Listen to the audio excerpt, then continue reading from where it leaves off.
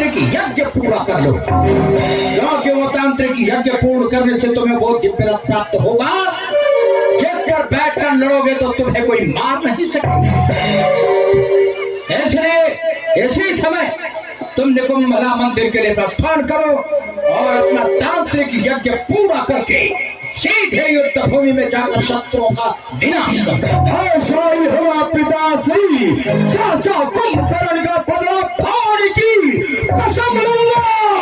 राम लक्ष्मण दोनों भाई को तरफा के दम लूंगा। पहले जा रहा निकुंभला देवी के स्थान में शत्रु विनाशक यज्ञ करूंगा।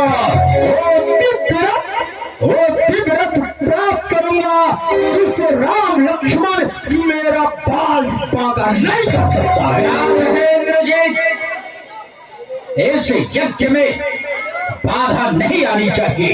एक बार यज्ञ आरंभ कर दोगे तो बीच में उसे अधूरा छोड़कर नहीं उठना, क्योंकि ऐसा ब्रह्मा जी ने कहा था कि यदि इस अनुष्ठान को बीच में अधूरा छोड़ दिया जाए तो तेरी मृत्यु होगी।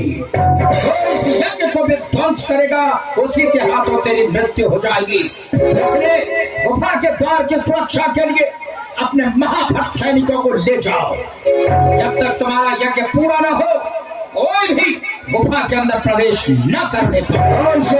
पिताश्री आप बेफिक्र रहे, ये हमारी मायावी शक्ति है। इसे लंकावासी का अतिरिक्त दुनिया में कोई भी नहीं जानता है। और सावधानी के साथ अपना यज्ञ पूरा करो। ऐसा पिताश्री प्रणाम। विजय होकर लौटना।